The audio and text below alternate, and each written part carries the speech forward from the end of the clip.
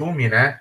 Uh, uh, em nome da nossa coordenação do curso de Ciências Biológicas, eu queria agradecer, né, por você estar podendo participar, né, desse momento. Eu sei que é complicado, né?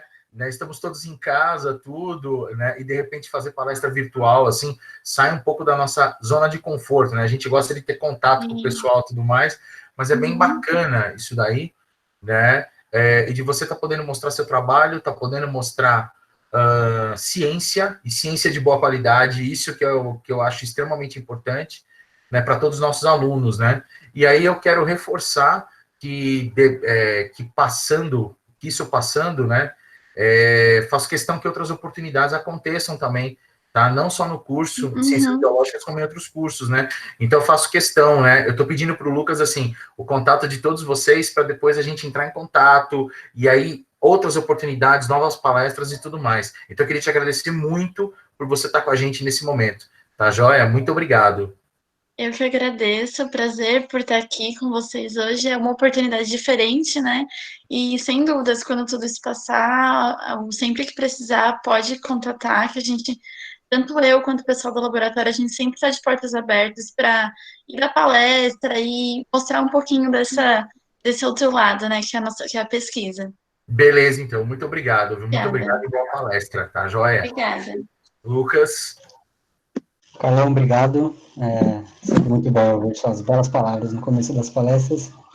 E então, para o pessoal, eu vou apresentar rapidinho a Ianca para vocês, mas antes só lembrando que fiquem até o final da palestra, a gente libera link para certificado sempre no finalzinho, então fiquem de olho, não percam. A gente deixa ele aberto só por uns 10 minutos para não ter nenhum tipo de problema.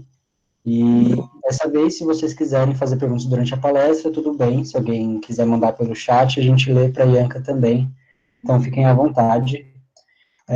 A Ianca ela é biomédica, graduada pela FMU, e é habilitada nas áreas de genética e biologia molecular. Ela tem iniciação científica no laboratório de citogenômica do Hospital das Clínicas da Universidade de São Paulo, pelo Departamento de Patologia da Faculdade de Medicina da USP, de 2015 a 2017, com bolsa FAPESP.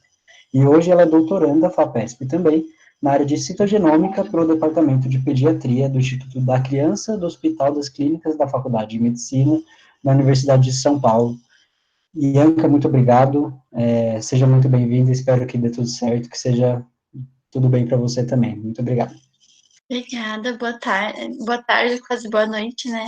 Obrigada pela oportunidade, gente. Eu espero que vocês consigam aproveitar bastante a palestra e qualquer dúvida que vocês tiverem, podem me interromper ou mandar no chat que a gente vai conversando, tá bom? Bom, então, como o Lucas me apresentou, eu sou a Ianca, eu faço doutorado no Laboratório de Citogenômica dentro da Faculdade de Medicina da Universidade de São Paulo. E eu vim aqui trazer para vocês um pouquinho desse tema, né, da genética, que é uma curiosidade entre todos, e eu vou falar um pouquinho da evolução das técnicas e como que tem sido até os dias atuais. Então, a genética, ela nada mais é do que a ciência que vai estudar tanto a estrutura, a função, o comportamento, as variações e a transmissão do material genético, como que a gente consegue ter as características que todos nós temos atualmente. E para a gente começar a falar um pouquinho disso, eu vou falar para vocês, eu vou mostrar como que tudo isso foi ocorrendo. Então, a gente começou lá em 1953, onde... Desculpa, a gente começou em 1923, que foi onde o Penter, ele descobriu o número dos cromossomos. Ele determinou que eram 48 cromossomos e desde então ficou. E aí, com a evolução, nós partimos lá para descobrir a dupla fita de DNA, que foi em 1953, com o Axel e Crick, e a partir daí a gente veio vendo toda a evolução das técnicas, de como que a gente está até os dias atuais. Em 1956, a gente teve a caracterização correta do número cromossômico por Tijol e Levin, onde, ao utilizar uma solução hipotônica, eles conseguiram visualizar o espalhamento dos cromossomos e, assim, eles conseguiram determinar que o número de cromossomos correto da espécie humana são 46. Assim, em 1960, houve uma convenção de Denver, que nada mais foi uma junção de pesquisadores do mundo todo para falar e discutir sobre a classificação cromossômica, e a partir daí, desde então, eles determinaram a nomenclatura cromossômica internacional, onde todos os pesquisadores do mundo irão entender essa nomenclatura. E em 1970, a gente já teve a primeira técnica, né, para a gente conseguir visualizar os cromossomos, que é a técnica de bandamento G, onde a partir dessa técnica a gente consegue determinar, além do número de cromossomos, a gente consegue visualizar ele como um todo, determinar qual é aquele cromossomo e visualizar ele como a estrutura em si. A partir daí, a gente teve, então, a evolução para uma técnica molecular. A gente chama essas técnicas de FISH-PCR de citogenética molecular, onde a gente começa a olhar um pouco mais para dentro do DNA, a gente começa a olhar mais a fundo para a fita de DNA. Assim, a partir lá da década de 2000, a gente teve o aprimoramento dessas técnicas para técnicas onde a gente consegue ver pedaços pequenos do DNA, e atualmente a gente está na era das ômicas, onde a gente consegue estudar desde o DNA como um todo até a proteína que aquele DNA vai produzir. Então a gente vai conversar um pouquinho sobre todas essas técnicas. Qualquer dúvida vocês vão me perguntando.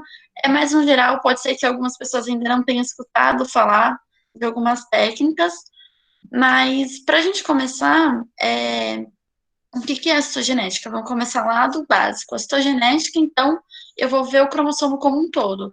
Eu vou ver a sua morfologia, como que ele vai se organizar e quais doenças eles podem causar. Né? O que, se a gente tem cromossomos a mais ou menos, podem causar essas.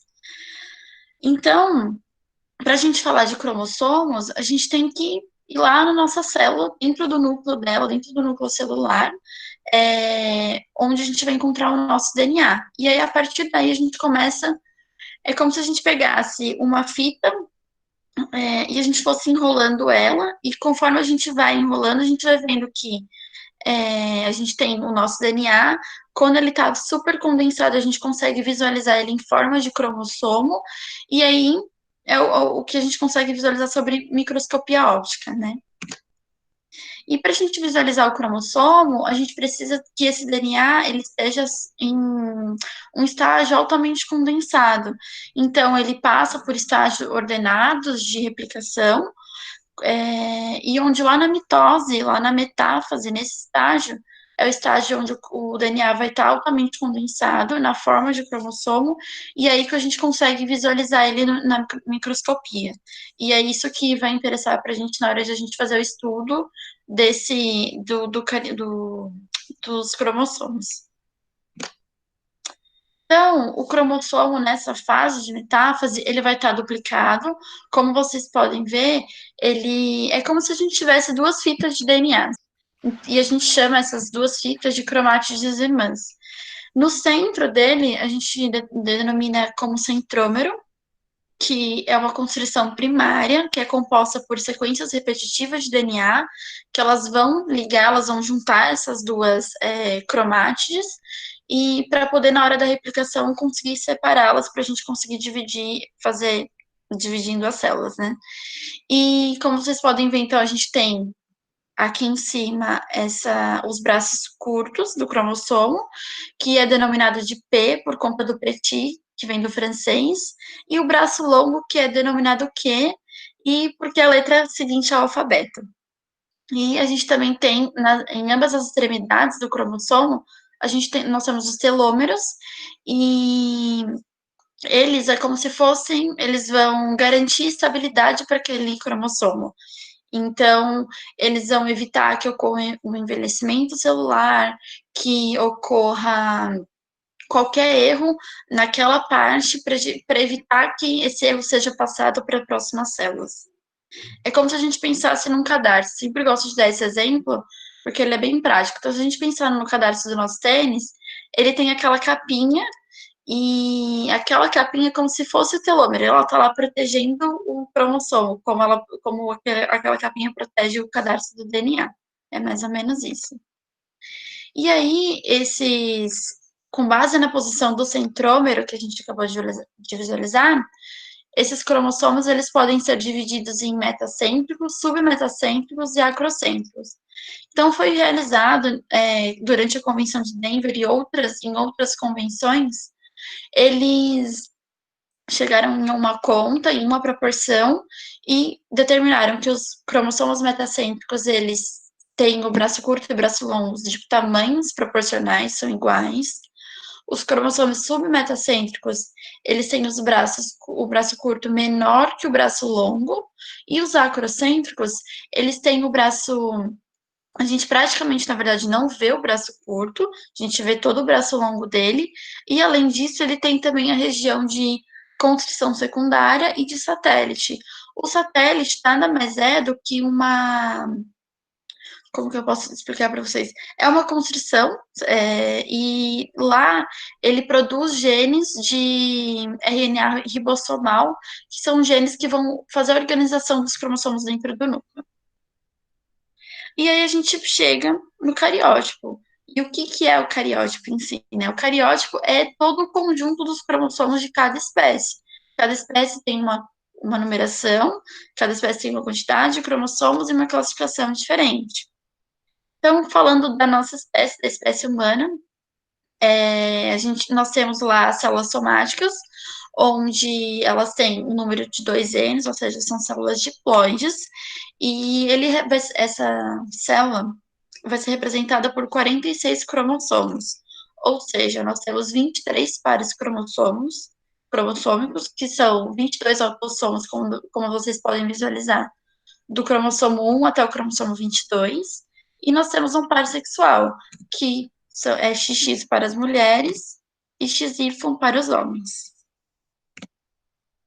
E aí, quando que a gente vai realizar o cariótipo? Tudo bem, a gente viu tudo até aqui, mas quando que é necessário visualizar os cromossomos, né? Quando a gente tem, em casos de suspeitas clínicas de doenças cromossômicas, que já aconteceu anteriormente na família, ou em caso de abortos recorrentes de origem desconhecida, quando o ultrassom tem alterações morfológicas, casais com problemas de infertilidade, recém-nascidos com genitália ambígua, idade materna avançada, e também casos de natimortos e óbito neonatal. Nesses casos, é primordial a gente realizar o cariótipo para a gente ter um início de como a gente vai pesquisar aquilo, se pode ser uma alteração, só pode ser uma alteração dos cromossomos ou não. E a partir do que a gente pode fazer, né, o cariótipo? A gente pode fazer a partir de células nucleadas. Então, que são células que vão ter o nosso DNA lá dentro. Então, os materiais principais que a gente utiliza são de sangue periférico, de linfócitos de sangue periférico, de fibroblastos, como vocês podem ver aqui no canto, obtidos de uma biópsia de pele. Também pode ser feito a partir de mucosa oral, de tecido de material de aborto, pode ser feito de velocidade. Em todo o período pré-natal, a gente consegue fazer também esse exame. A gente pode fazer também o cariótipo a partir de tumores. Então, a gente tem uma gama de materiais biológicos que a gente consegue visualizar os cromossomos. E eu vou mostrar para vocês como que a gente faz mais ou menos todo o processo. Num geral, assim, para a maioria é parecido, mas eu vou mostrar para vocês de sangue, que é o mais comum. Então, a gente tem uma sala especial para fazer toda essa cultura, que a gente chama de cultura celular. Então, vocês podem ver mais ou menos como que é a nossa sala. Essa sala, ela tem que ser uma sala totalmente estéril, a gente entra todo paramentado dentro dessa sala para a gente evitar contaminações.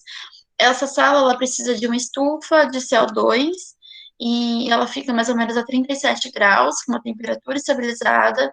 A gente tem também um fluxo laminar para trabalhar com essas células lá dentro. Então, são células frágeis, dependendo do material que a gente estiver trabalhando, são células que precisam do maior cuidado possível, porque as células, elas acabam, qualquer mudança climática, qualquer mudança do ambiente, elas acabam sentindo e a gente acaba perdendo essa cultura, e não é o que a gente quer.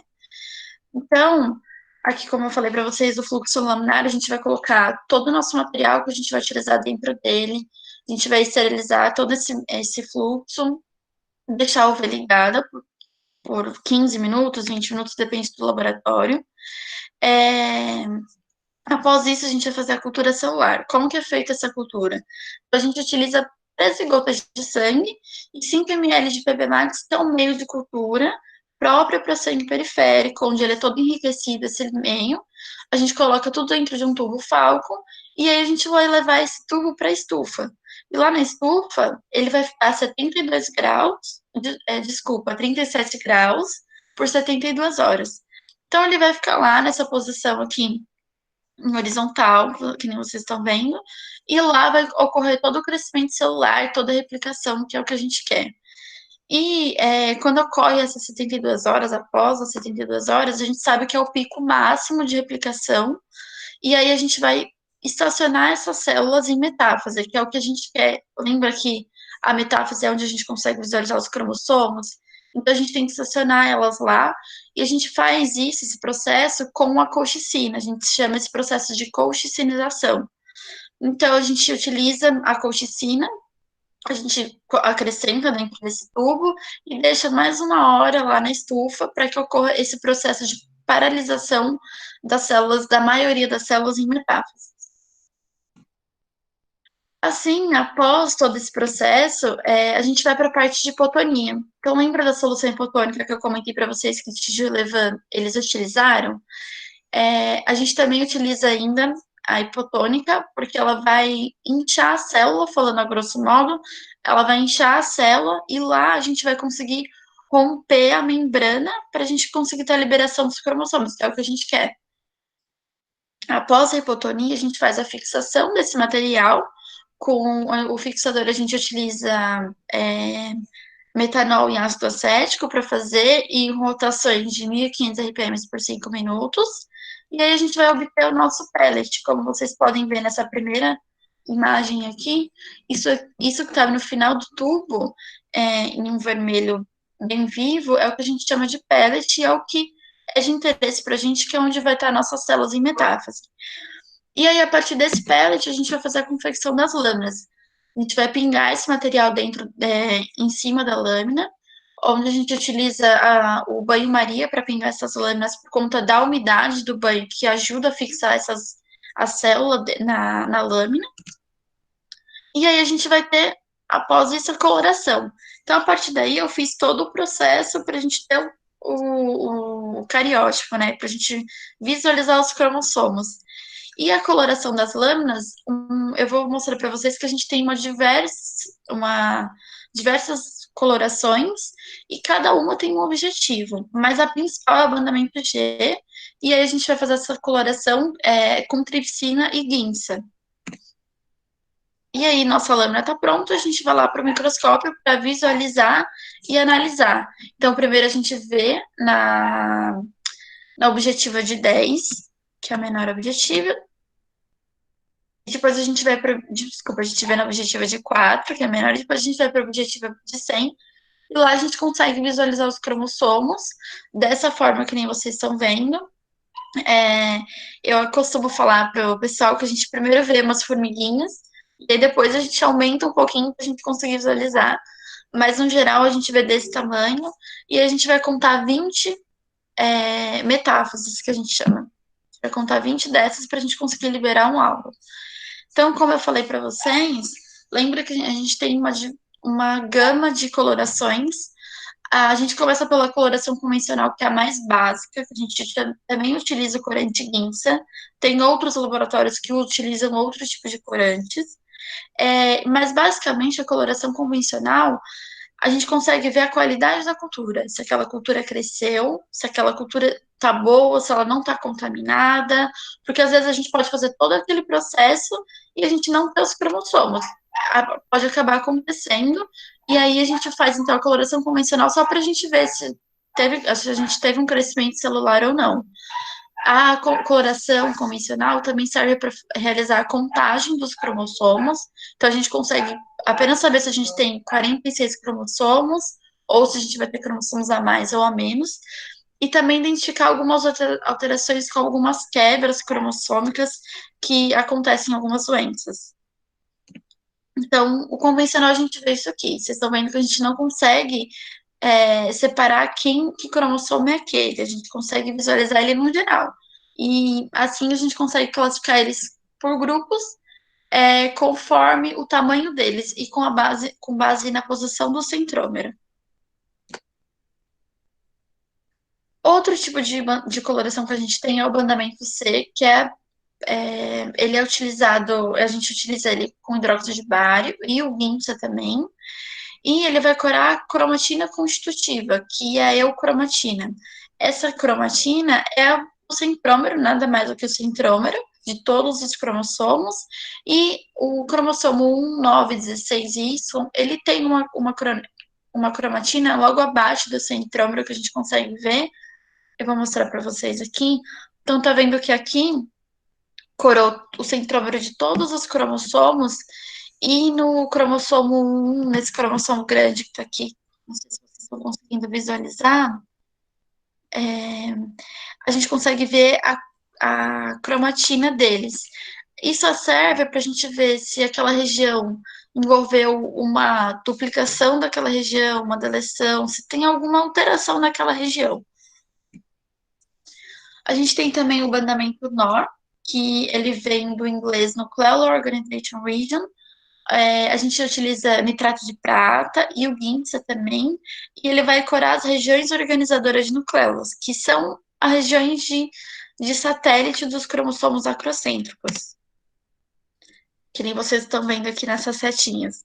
E também a gente utiliza essas técnicas para visualizar alguma coisa que a gente queira confirmar, que a gente viu lá no bandamento G, e falar, tem alguma coisa aqui, eu acho que está um pouquinho diferente, então vamos fazer aquela outra coloração para a gente confirmar aquilo. E o bandamento G, que é o principal, que é o mais utilizado, e é com ele que a gente vai conseguir identificar os pares cromossômicos. Vocês vão ver que a gente consegue visualizar como se fosse um código de barras.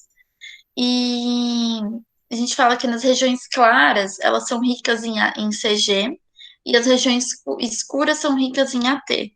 Porque as regiões claras, lembra que a ligação CG é uma ligação mais forte, de 3 pontes, então essa ligação é mais difícil de quebrar, então penetra menos corante nessa região. E o AT é uma ligação mais fraca, então por isso que a gente denomina de bandas escuras, porque a gente consegue ter uma penetração maior do corante.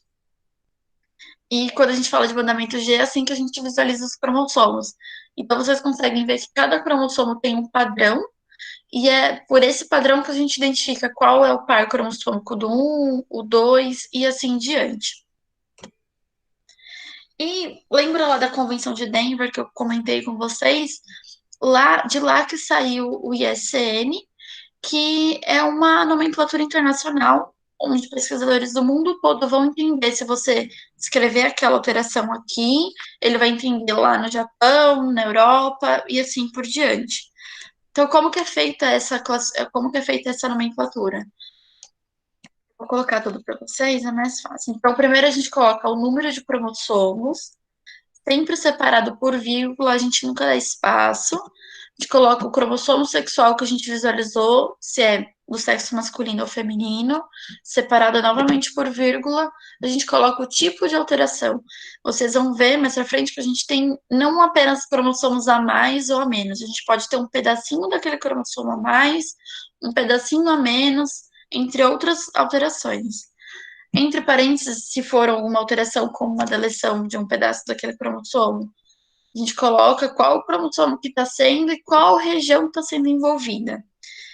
Então, como vocês podem visualizar aqui, a gente tem 47XY mais 21, que é no caso da trissomia do 21, síndrome de Down, e aqui uma alteração de uma deleção de um pedaço do cromossomo 9, que envolveu lá a região do braço curto dele.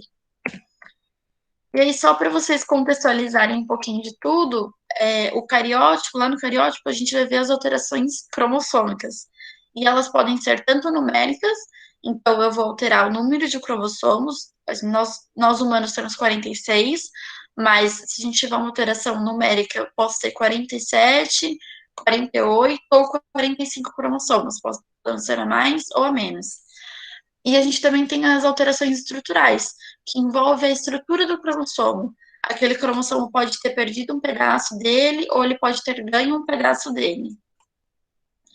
E aí, aqui para vocês visualizarem as alterações numéricas, a mais conhecida, a síndrome de Down, que acho que todo mundo conhece, ela tem uma grande incidência na população, e aí a gente vai ter um cromossomo 21 a mais. Ela tem as principais características dessas síndromes, é o atraso do desenvolvimento, essas crianças, elas têm uma cardiopatia muito grande, a prega palmar única que vocês podem visualizar na foto, e algumas fendas palpebrais oblíquas, que é aquele do olhinho, tá? A síndrome de Edwards também, que ela é caracterizada por um cromossomo 18 a mais. Essa síndrome, normalmente os pacientes não têm uma sobrevida muito alta, porque ele tem um acometimento muito grande. Então, como vocês podem ver aqui, tem uma microcefalia, tem alguns efeitos oculares, o pescoço curto, uma malformação cardíaca também bem importante, e essas mãos fechadas aqui em sobreposição é bem característica desses pacientes. A síndrome de Patau também, ela é bem conhecida, como é uma síndrome que tem um cromossomo 13 a mais, onde o mais característico dessa síndrome é a fenda palatina ou o lábio leporino. A síndrome de Turner, que é uma síndrome que ela é caracterizada por baixa estatura, pescoço alado e alterações cardiovasculares, e são onde meninas, elas têm um cromossomo X a menos. E há diversas formas desse cromossomo X se apresentar. Ou ele pode estar a menos, ou ele pode aparecer na forma de mosaico, que a gente vai conversar um pouquinho sobre. E por outros tipos de alterações que a gente está visualizando ali. A síndrome de Klinefelter também é uma alteração numérica, onde a gente tem um cromossomo X a mais. Então, normalmente são homens do sexo, né? Onde eles vão ter 2 cromossomos X e um cromossomo Y. E aí isso é bem caracterizado por uma ginecomastia, o hipogonadismo. É uma síndrome que ela é visualizada na população, ela não é tão rara, mas ela acaba sendo subdiagnosticada por conta, ela vai ser, na verdade, diagnosticada só quando aquele homem vai tentar ter um filho, ele acaba não conseguindo, e aí, na hora que ele vai fazer o cariótipo, ele acaba descobrindo que ele tem uma síndrome de Klinefelter. Nós temos também a síndrome do duplo Y. Essa síndrome, ela é bem caracterizada por um distúrbio de conduta. Foram feitos alguns testes, alguns estudos populacionais, só que, infelizmente, esse estudo foi realizado dentro de prisões, então, em homens que estavam presos, e a gente acaba tendo esse desvio, porque são pessoas mais agressivas, então será que é o ambiente ou não? Mas é uma característica da síndrome que a gente acaba observando em alguns pacientes. Então, como vocês podem ver, esses pacientinhos, eles têm 2 cromossomos Y.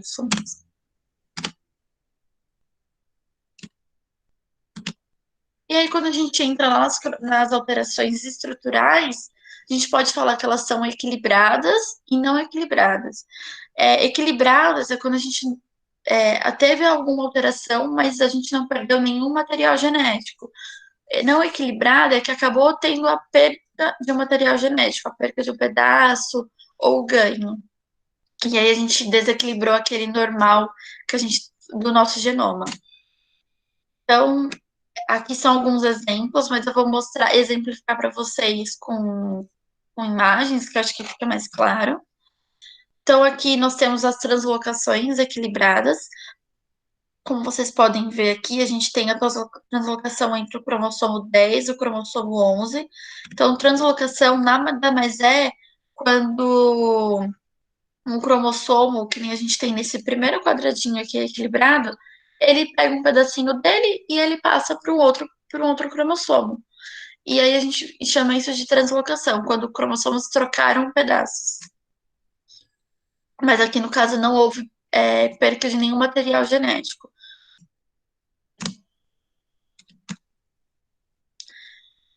Aqui também é uma translocação entre cromossomos acrocêntricos, e aí a gente chama esse tipo de translocação de robertsoniana.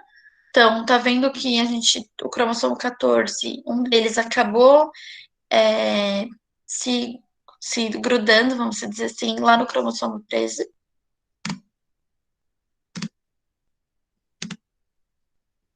Nós podemos também ter inversões, desculpa, pericêntrica, quando envolve o centrômero, e paracêntrica, quando não envolve a região do centrômero. Então, a inversão pericêntrica, vocês estão vendo que aqui o cromossomo, ele apenas inverteu. Ele apenas inverteu um pedacinho dele assim, e ele não perdeu nenhum material genético, ele não trocou de lugar, ele não foi para outro cromossomo. Ele apenas se virou, vamos dizer assim. Aqui, inversão do 7. Normalmente, as inversões, é, elas são, dependendo de como a gente está visualizando, de que região que ela está na banda, no cromossomo, a gente não consegue visualizar por conta do padrão de bandas. E aí, aqui a gente começa a falar já das alterações estruturais não equilibradas. Então, no caso da deleção, quando a gente perde um pedaço do material genético, que nem aqui a gente perdeu, no caso dessa síndrome, perdeu um pedaço do cromossomo 5, do cromossomo curto, do braço curto do cromossomo 5, e aí ele dá um fenótipo de uma síndrome que é a síndrome de Cri-du-Chat. Essa síndrome, ela é conhecida como miado do gato por conta do choro desses pacientes. Logo ao nascer, parece um miado de gato, realmente. É um relato muito comum entre os pais. E há outras características fenotípicas, como a microcefalia, deficiência intelectual também, mas a principal característica é o miado de gato. Aqui nós temos o cromossomo em anel, como vocês podem ver aqui no cromossomo 3. Ele. Normalmente, o cromossomo em anel, o que, que acontece com ele? Ele perde as extremidades dele, ele perde os telômeros, e aí, para se estabilizar, porque lembra que os telômeros vai dar estabilidade para o cromossomo. Então, para ele se estabilizar, ele acaba se juntando e é uma forma dele tentar se estabilizar, para não passar isso para as próximas células. Nós temos também o caso de inversão, de isocromossomo, onde o isocromossomo é quando o cromossomo ele perde um dos braços, ou o braço curto dele, ou o braço longo, e ele faz como se fosse um espelho. Então, ele perdeu um no braço, ele faz um espelho, que nem aconteceu aqui no cromossomo X. E aí a gente, uma outra variedade de alterações cromossômicas, todas essas, na verdade, ela pode ocorrer em uma condição que é o mosaico. O mosaico é quando a gente tem duas linhagens dentro de um único zigoto. Então, o zigoto ele pode ter uma linhagem com 45X cromossomos e a outra linhagem 46X. Normalmente, o mosaicismo ele está associado com algumas manchas pelo corpo, como a gente pode ver esses padrões aqui, vocês estão vendo na imagem. Então, normalmente, o mosaicismo ele está associado a essas manchas, tá? Mas nem sempre. Às vezes, a gente pode estar pesquisando, tá visualizando um cariótipo e a gente pode acabar achando células com um cromossomo a mais e outras com a constituição normal. E aí, quando a gente começa a contar e ver, a gente fala, bom, isso aqui é um mosaico. E aqui tem um exemplo para vocês, um mosaico de triploidia, onde vocês podem ver que, no caso aqui, esse paciente, ele tinha um cariótipo com 46 XY e com 69 XXY. Então, ele tem um mosaico, ele tem a triploidia na condição de mosaico. Por isso que, normalmente, triploidia, triploides, eles não conseguem sobreviver, porque é uma condição que não é compatível com a vida, mas se ela se apresenta em mosaico, a gente já visualizou e tem artigos descritos na literatura que a forma da doença é mais branda, falando assim. E aí, falamos de tudo isso, a gente falou das alterações cromossômicas que a gente consegue visualizar lá pelo cariótipo, mas e quando eu tenho alterações menores, que a gente envolve a fita de DNA propriamente dita, como que eu faço para visualizar? Então, eu gosto bastante dessa imagem, porque a gente consegue ver que nos cromossomos, a gente vê alterações grandes, de 10 megabases para cima. Então, são alterações grandes que a gente consegue visualizar pelo microscópio. Mas quando a gente começa a falar de alterações menores, como as CNVs, que é uma variação no número de cópias, e alterações até mutações de ponto, e, enfim, SNPs. Então, como que a gente consegue visualizar essas alterações, já que pelo cariótipo eu não consigo visualizar? Nós temos outros tipos de técnicas, que são as técnicas moleculares, a gente entra na biologia molecular, e aí nós temos a FISH, o MLPA, o Array e o sequenciamento. Então, vamos ver um pouquinho de cada uma. A FISH, ela é a hibridação in situ por fluorescência, ela é uma cariotipagem molecular, vamos dizer assim. Então, a gente está vendo os cromossomos, mas a gente vai ver ela um pouquinho mais a fundo. Ela foi descrita lá em 1969 por Pardue e Gall, e eles introduziram a ficha a partir de sondas marcadas com radioisótopos, e aí lá na década de 80, eles começaram a utilizar marcadores não radioativos por conta da segurança, da estabilidade também desses marcadores e de ela ser visualizada melhor, né, pelo microscópio. Então, a FISH nada mais é que uma técnica de cariotipagem molecular, que ela vai ser baseada lá na hibridação por homologia de uma sonda no genoma. É como se eu tivesse minha sonda e ela vai ser homóloga a uma região. Ela vai conseguir achar o seu par lá no DNA como um todo. E a gente consegue visualizar isso por microscopia pela emissão de uma luz. Então, eu vou mostrar para vocês mais ou menos. A metodologia da técnica não é o foco, mas a gente passa por uma desidratação, a gente denatura, vai fazer hibridação em lavagem, e a coloração. Então, como que a gente faz? A gente tem lá as metáfases do nosso paciente, que a gente coletou lá e fez o cariótipo, mas eu preciso investigar melhor esse paciente. Então, a gente pega essas metáfases, que ela já está lá na lâmina, eu vou colocar sondas fluorescentes, sondas que emitem sinais e que eu vou conseguir ver de uma região específica que eu quero. Então, vamos supor, eu quero confirmar se realmente aquele paciente tem uma trissomia do 21, uma síndrome de Down. Então, eu vou pegar uma sonda que marca ou o cromossomo inteiro de 21 ou parte do cromossomo 21. E aí, essa sonda, a gente consegue abrir a dupla fita de DNA, então. A sonda vai vir, ela vai se ligar naquela região que ela vai fazer par com o nosso DNA. A nossa fita vai voltar a fechar e a gente consegue visualizar isso aqui no microscópio. Ele vai emitir essa fluorescência e a gente consegue visualizar. Então, para que regiões que a gente tem ficha? A gente tem ficha que podem cobrir genes, como vocês podem ver na primeira imagem. Então, podem cobrir alguns genes, podem cobrir os telômeros, podem pegar apenas os centrômeros, ou são sondas que podem pegar o cromossomo todo.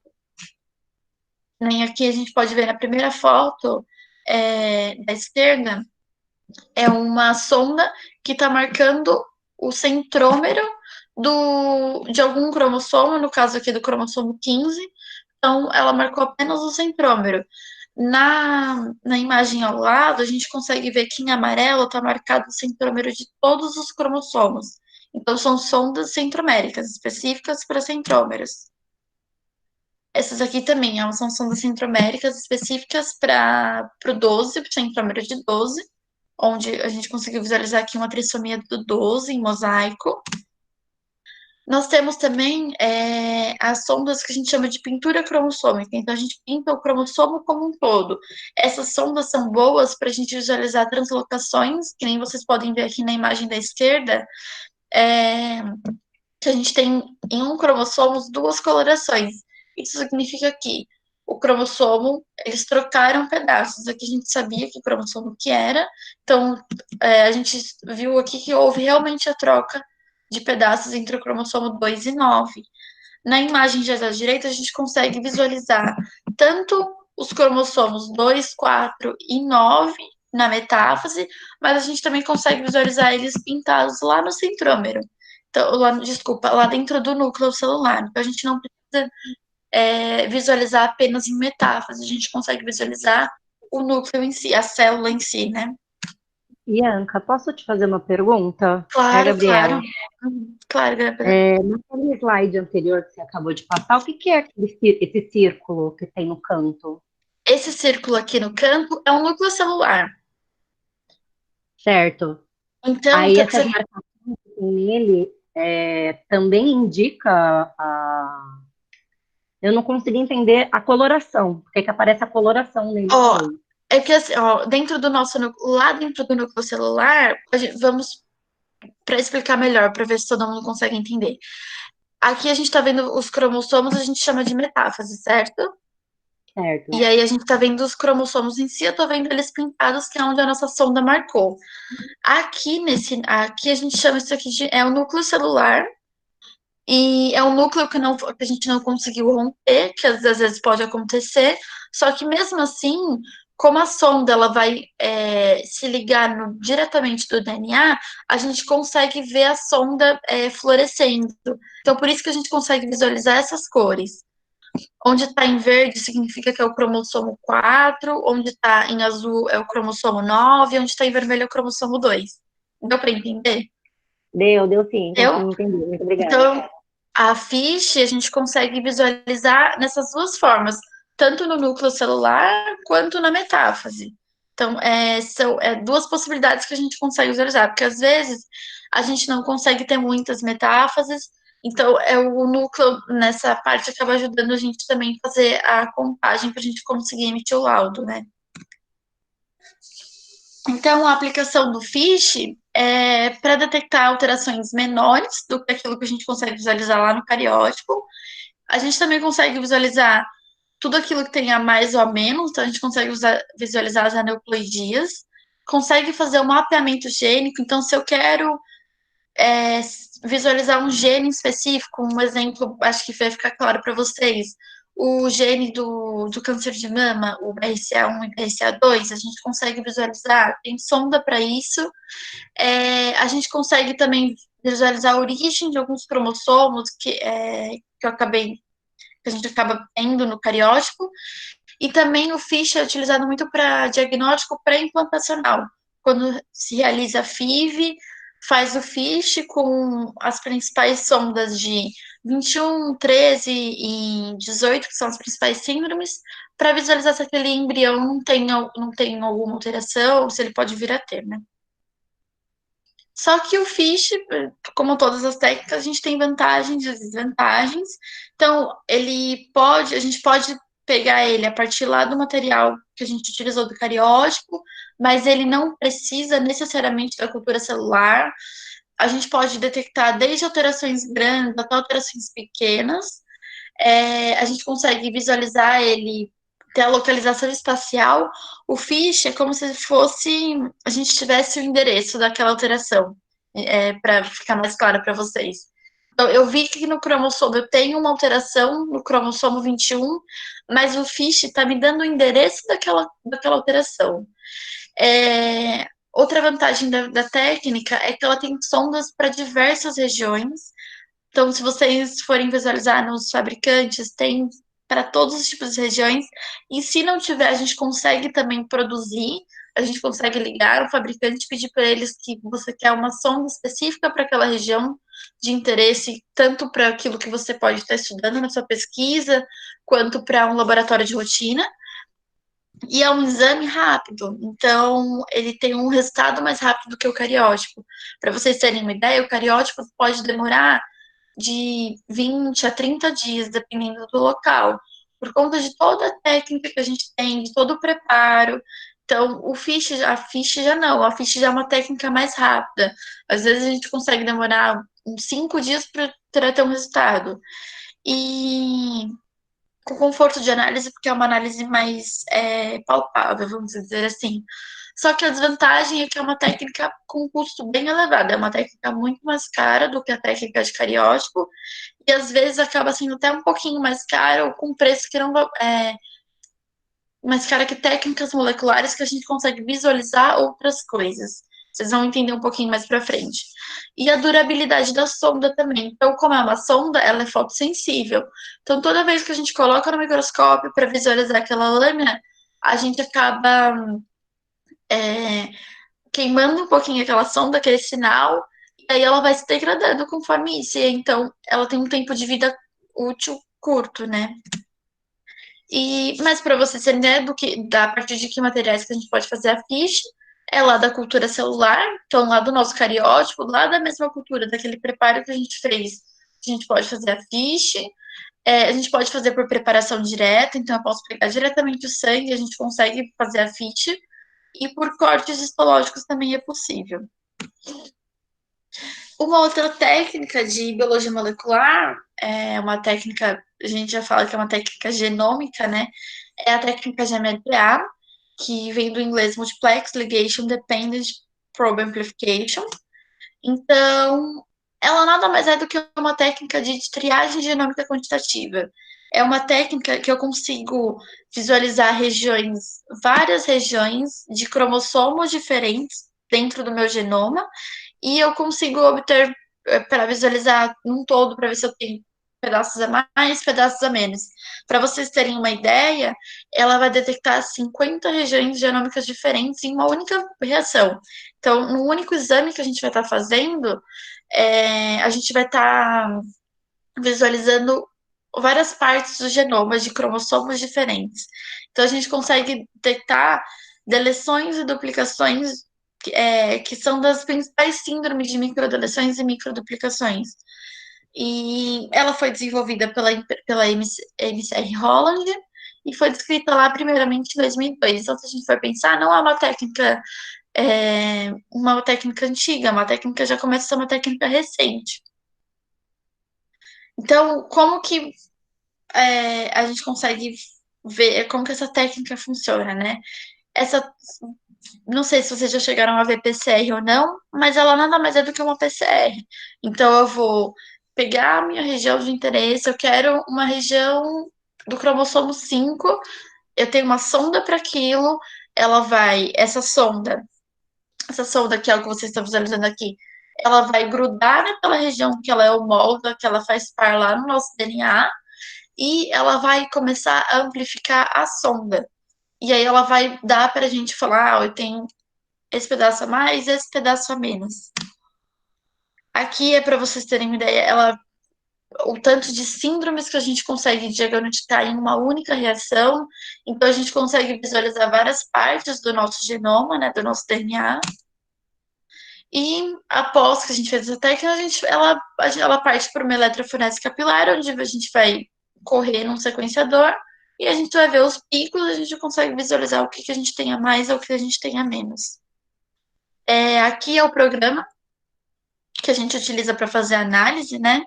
Então, só para vocês, verem como que a gente analisa, nesse quadrinho aqui embaixo, onde a gente tem um trenzinho com vários quadradinhos em azul e em vermelho, por aí basicamente que a gente analisa. Então, tudo que está acima dessa linha verde é uma duplicação, e tudo que está abaixo dessa linha verde é uma deleção. É mais ou menos assim que a gente analisa, só para vocês terem uma ideia de como que funciona. E também tem vantagens e desvantagens. Então, a vantagem é que ela é uma técnica fácil, é uma técnica sensível de se fazer, de se realizar. Ela é bem específica. Então, se vocês entrarem no site da MCR Holland, lá vocês vão ver que ele tem diversos kits que investigam regiões diferentes. Tem para câncer, tem para as principais síndromes e assim por diante. É uma técnica muito mais barata em relação às outras. É uma técnica que é vantajosa por conta disso. Ela é barata e ela consegue visualizar o DNA como um todo e vários pontos dele em uma única vez. Ela é rápida, é uma técnica rápida, em 24 horas a gente consegue realizar ela, reproduzir e ter um resultado. Só que a desvantagem dela é a limitação. Ela tem aquela quantidade de regiões que são 50 que a gente consegue visualizar de uma vez, mas eu não consigo fazer mais do que isso. Ela também é uma técnica sensível a contaminantes, então pode acabar ocorrendo problemas se a gente não tiver um cuidado.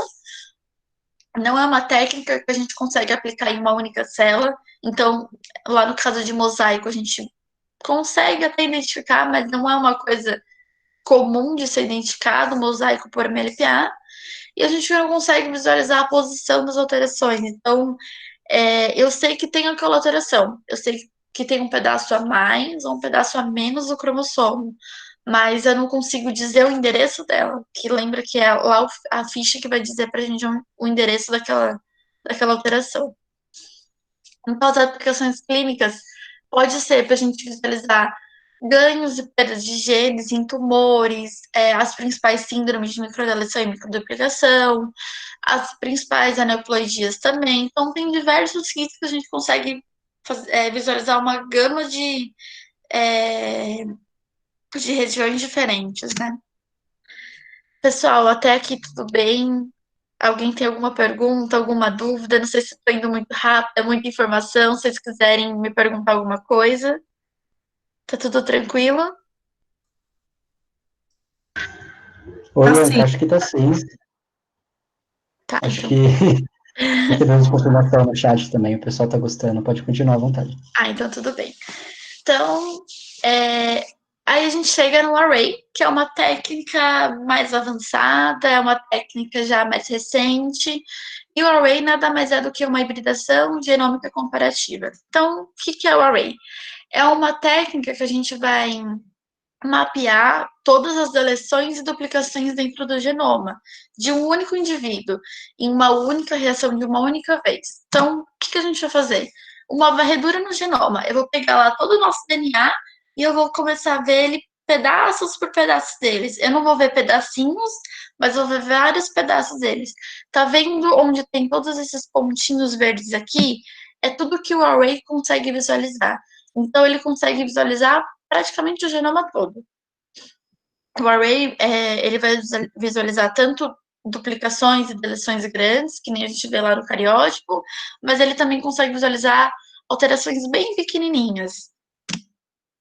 E como que funciona mais ou menos a técnica? A técnica foi muito melhorada desde quando ela foi descrita e ela foi começando a praticar, então várias empresas vieram melhorando, mas o básico da técnica a gente tem nossa amostra de interesse, como vocês podem aqui ver em vermelho, e a amostra do controle em verde. E a gente vai colocar esse DNA, a gente vai marcar com fluorocromo diferentes, de cores diferentes, a gente vai fazer a hibridação dessas amostras, então eu vou pegar essas duas amostras, juntar as duas em uma única lâmina, que nem vocês podem ver aqui, e elas vão se sobrepor. E a partir disso, pensando que a nossa amostra controle, ela não tem nada, ela é considerada normal. E a nossa amostra de interesse, é que a gente quer saber se ela tem alguma coisa alterada. Quando elas hibridam, e a gente vai ver essa fluorescência, essa cor, por meio de um software e tudo mais, como é verde e vermelho, se eu estou vendo só verde, significa que eu tenho uma deleção naquela região. Se eu estou vendo só vermelho, significa que eu tenho uma duplicação daquela região, tenho um pedaço a mais daquela região. E se eu estou vendo em amarelo, eu tenho aquela região normal, meu paciente tem aquela região normal. Então, para vocês verem como que mais ou menos fica quando a gente está fazendo todo o processo da técnica, a gente visualiza assim no nosso software, as sondas em verdes e em vermelho, e aí tudo que está em verde, em vermelho, que nem eu falei para vocês, e em amarelo. É isso que a gente vê. E aí o software mesmo, ele transforma tudo isso em dados, em dados computacionais, e aí, com auxílio de outros softwares, a gente vai analisar e ver o que tem a mais ou a menos. Mas quando a gente está analisando, a gente vê basicamente isso daqui. Então, aqui na imagem da esquerda, a gente está vendo uma deleção do cromossomo 8. Esse software ele é bem ilustrativo, então vocês estão vendo que ele mostra para a gente o cromossomo, a região que é daquele cromossomo, e aí ele fala que, ó, tem aqui nessa região que está em vermelho, tem uma deleção, que vocês, como vocês podem ver, tem um espaço em vazio. Já no lado direito, a gente tem uma duplicação lá embaixo, no cromossomo 15.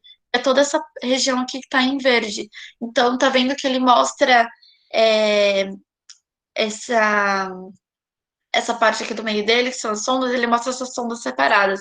Quando elas são separadas, é uma duplicação. Então, vocês estão vendo que ele é a forma visível que a gente consegue ver todos aqueles dados lá que o Array trouxe para a gente. E aí, as vantagens e desvantagens também do Array. Então, as vantagens é que a gente consegue detectar tudo de uma vez só. Eu consigo ver tanto alterações grandes quanto alterações pequenininhas, alterações bem pequenas do DNA. E as desvantagens é que ele tem uma resolução limitada. Ele consegue ver o genoma como um todo, o DNA como um todo, mas quando se trata de uma mutação de ponto, quando a gente vai ver a alteração de uma única base, eu não consigo visualizar no array. E não consigo também ver nada do que é equilibrado. Então, lembra lá das alterações equilibradas, tanto as translocações, as inversões, eu não consigo ver tudo que é equilibrado. Ele vai me mostrar tudo que é desequilibrado. E aí a gente entra nos sequenciamentos, que acho que é a nova era, onde é a era que a maioria, né, da pesquisa do mundo inteiro está.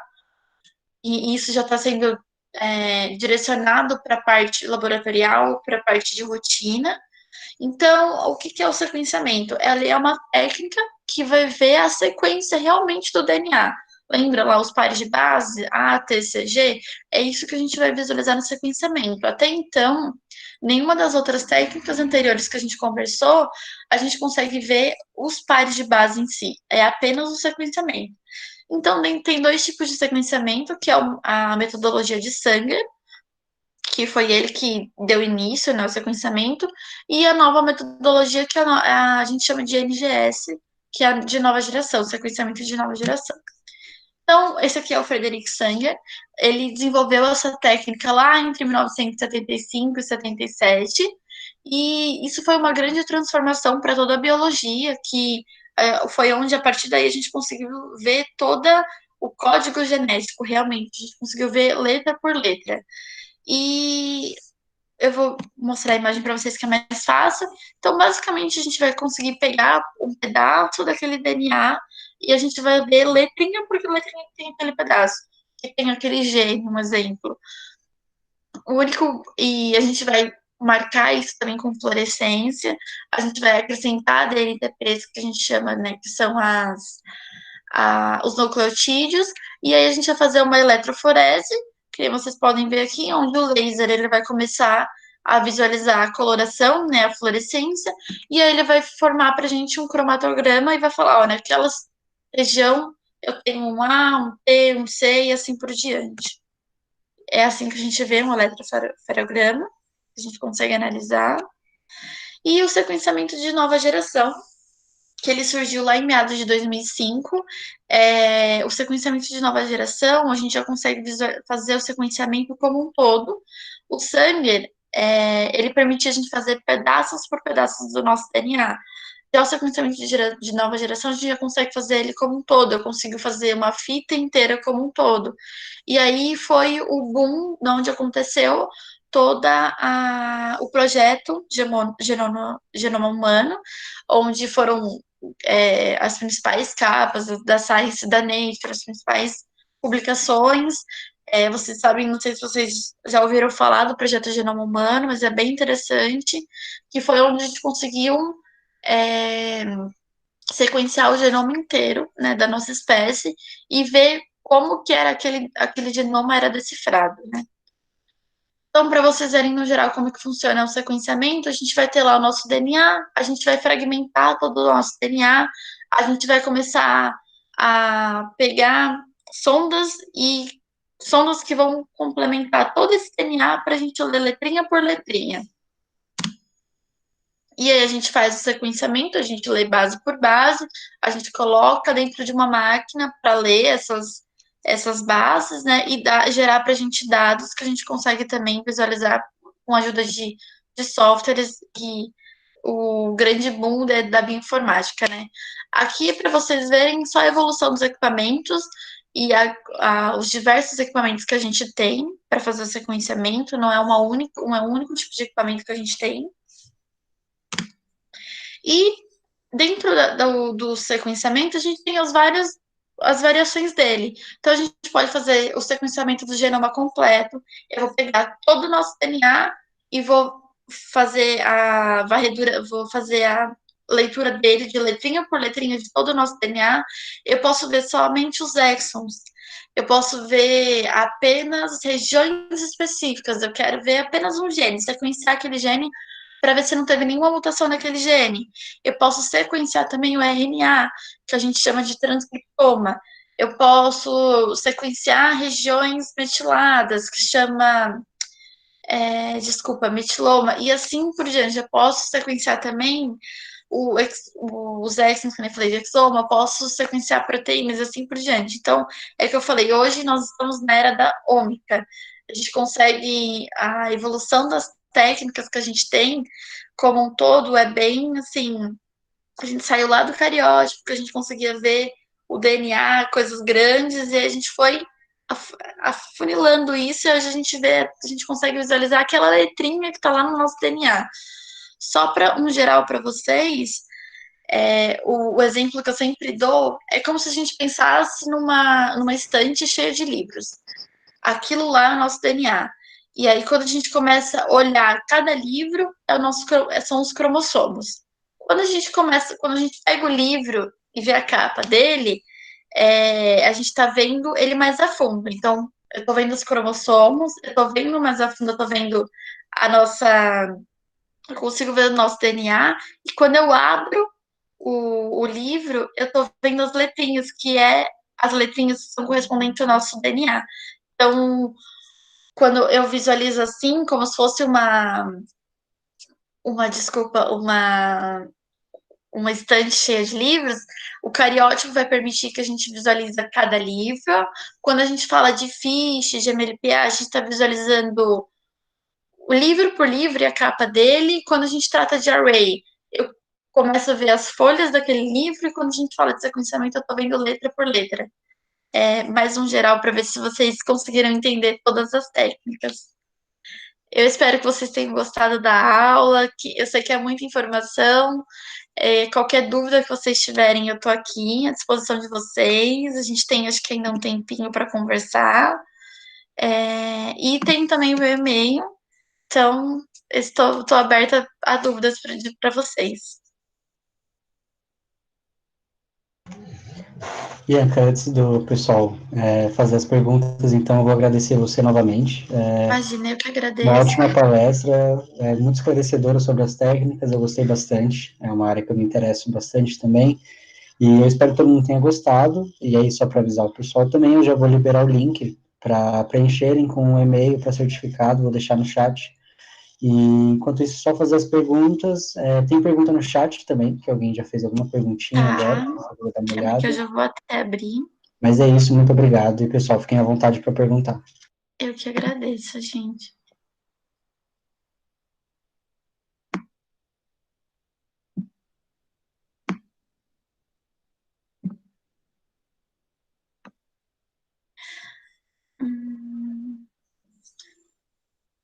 Oi, Jaurício, eu acabei de ver sua pergunta do sequenciamento, se ele identifica metilação. Sim.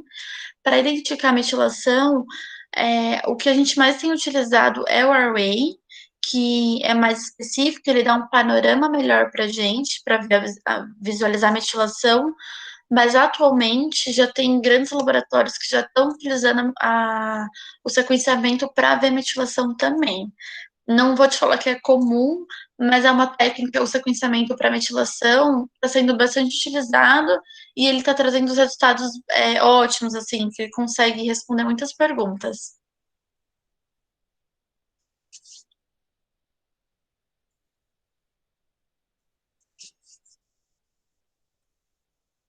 Alô? Oi, Bianca? oi, Oi, tudo bem? tudo? Com quem eu falo?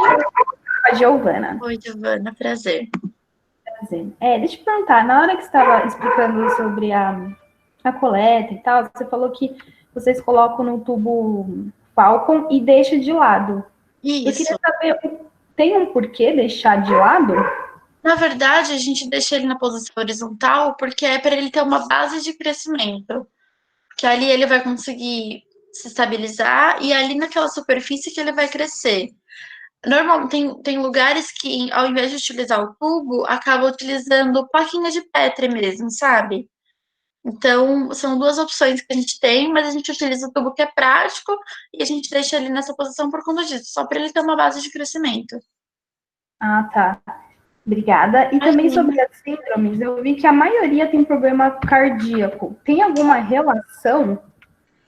Na verdade, não, mas aqui a gente tem muitos genes descritos que estão envolvidos com essa parte de cardíaca, né? Então, às vezes, dependendo da síndrome do gene, a maioria dos, assim, não a maioria, mas grande parte dos genes estão bem relacionados. E dependendo da região que acaba afetando, que acaba tendo essa alteração, são regiões que são mais propícias a acontecer aquela alteração. Então, como que eu posso dizer? Não que tenha uma relação, mas tem muitos genes ligados a isso. Tá bom, obrigada. Imagina. Bianca, a Gabriela fez uma perguntinha no chat também, não sei se ela vai abrir o microfone. Eu abri o microfone. Ah, Se você achar aí, tudo bem. Aí eu. é o da FIV, né? Isso. Gabriela, você dá. Deixa eu ver se eu não me. São no terceiro dia. Se eu não estou errada, a partir do momento que faz a FIV, a partir do terceiro dia a gente já consegue fazer a fiche, porque a gente tem que pensar ainda no estágio que está com uma única célula. Na hora que ele começa a duplicar, a gente já não faz mais já a técnica de fiche.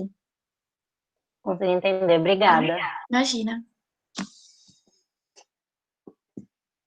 Bianca, eu tenho uma perguntinha que aí Uhum, eu acho que acaba fugindo um pouquinho do que você falou, talvez, não mas é tem uma problema. curiosidade minha. Uhum, Vocês que trabalham com essa área de genética, biologia molecular, a gente lida com muita informação de modo geral. São genes o tempo todo, coisas novas que são descobertas em diferentes áreas.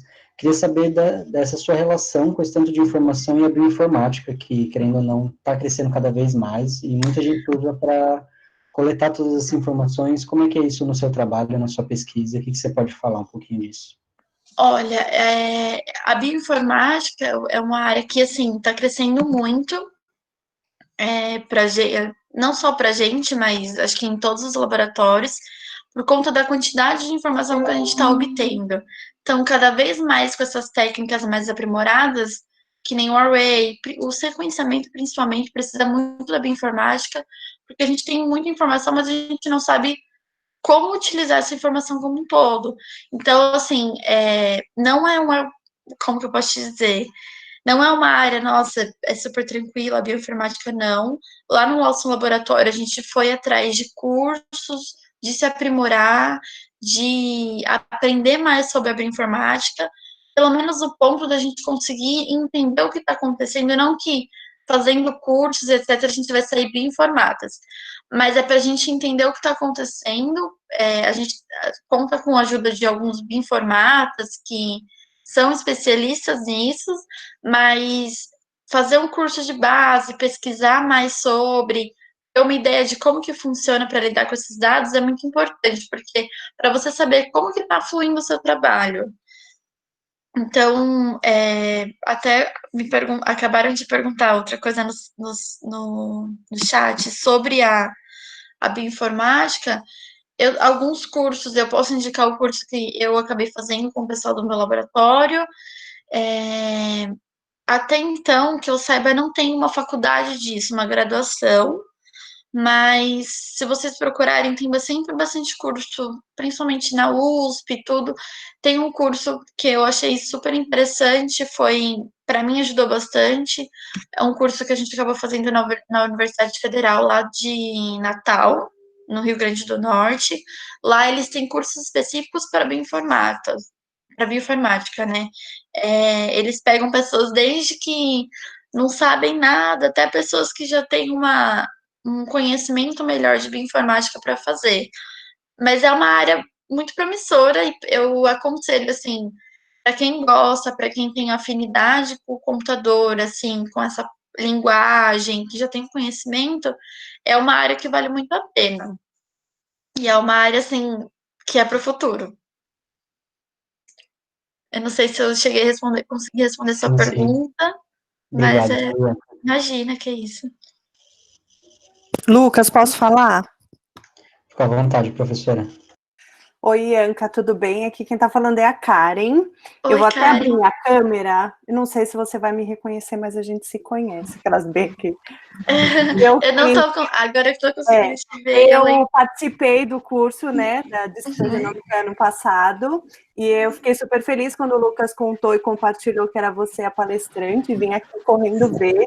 Parabéns, foi tudo ótimo. Obrigada, viu? Olhando pelas carinhas, né, pelos nomes que participaram, nem todos já tiveram a base de genética, acredito que para esses seja um pouquinho mais complicado de entender, mas você conseguiu passar excelente, assim, tanto as doenças quanto as técnicas, então eu acho que deu para ter um apanhado bem geral de toda essa...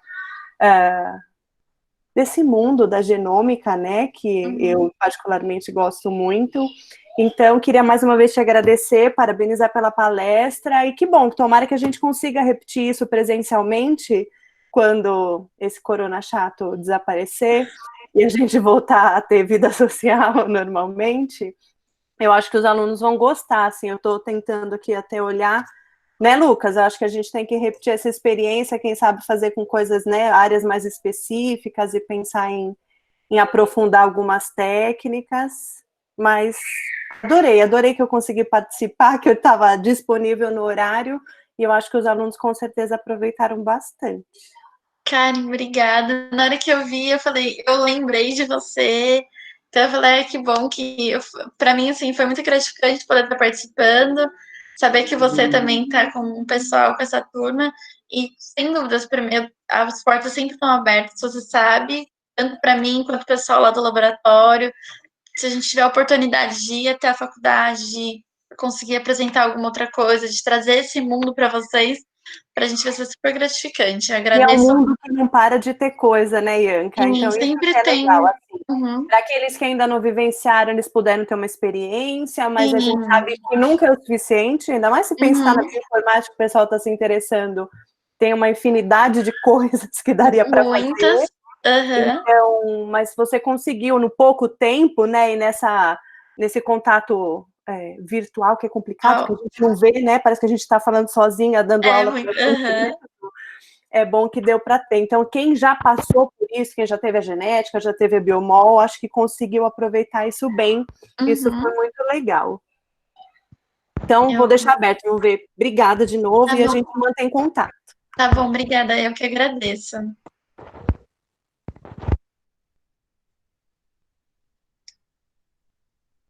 Bem, acho que é isso. Se alguém tiver mais alguma pergunta, pode falar. Pediram mais indicação de cursos para Biomol também, Ianca. Não sei se você tem alguma coisa, mas, pessoal, façam perguntas também. Ela está aí disponível para isso.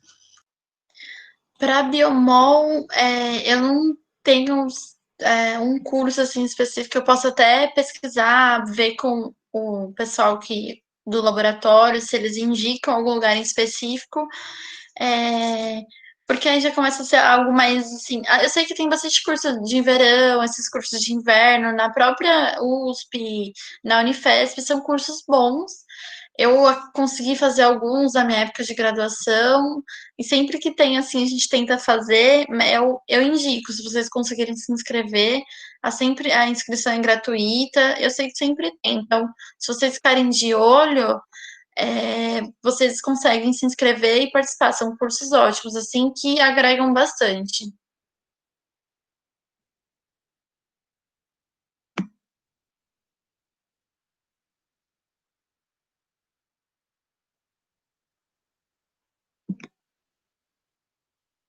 Pode deixar que sempre quando eu souber de algum curso, de workshop ou qualquer coisa do tipo, eu aviso todos vocês. Eu compartilho e aí vocês divulgam aí. Bem, acho que é isso, então. Acho que a Gabi vai falar mais um pouquinho. Eu só queria agradecer você mais uma vez, né? Já deve ser a quarta vez que estão te agradecendo, porque eu gostei muito da palestra, gostei muito de você ter aceitado o convite. A Leslie fez uma indicação ótima, eu adorei essa palestra de verdade. E basicamente isso, mas agradecer mesmo, foi uma palestra muito boa. Eu que agradeço, Gabriela, pela oportunidade, por ter entrado em contato com a gente e ter aberto as portas para a gente apresentar um pouquinho do que a gente faz. Espero que vocês tenham gostado bastante. Em outras oportunidades, sempre que vocês precisarem, vocês podem falar para a gente que a gente apresenta, assim, trazendo conteúdo novo, técnicas novas. Tem outras pessoas no grupo que fazem coisas assim, utilizam de outras técnicas, podem trazer outras informações. Acho que é sempre válido, né? Muito legal. Bem, acho que é isso. Então, agradecer pela última vez. Eu acho que se alguém tiver alguma pergunta, última chance agora, fiquem à vontade. Então, por enquanto a gente vai encerrando. Agradecer novamente a Ianca. Obrigado pela presença de todo mundo. Para quem assistiu, não esqueça do link para formulário. A gente vai fechar já já. Mas é isso. Obrigado por todo mundo estar aqui. Obrigado, Ianca, professores. E é isso. Gente, até a próxima. só gostaria de fazer uma observação, que nessa quinta-feira a gente vai ter uma outra palestra de uma amiga da Ianca, que é a Vanessa, que ela está presente aqui na reunião, e vai ser nesse mesmo horário, das 5h30 até às 7h. A gente logo divulga para vocês, no final da palestra a gente vai divulgar lá no Instagram e nos grupos. Gente, então eu queria agradecer a todos vocês pela oportunidade, todo mundo que assistiu a palestra. Qualquer outra dúvida que vocês tiverem, o meu e-mail ficou aí, eu posso colocar aqui no site. E as portas estão abertas, podem mandar e-mail sem problema algum, que eu sei como que é essa fase de a gente estar na graduação, a gente não sabe por onde começar, como começar, de ter interesse em alguma coisa, de saber de alguma coisa. Então, eu estou à disposição.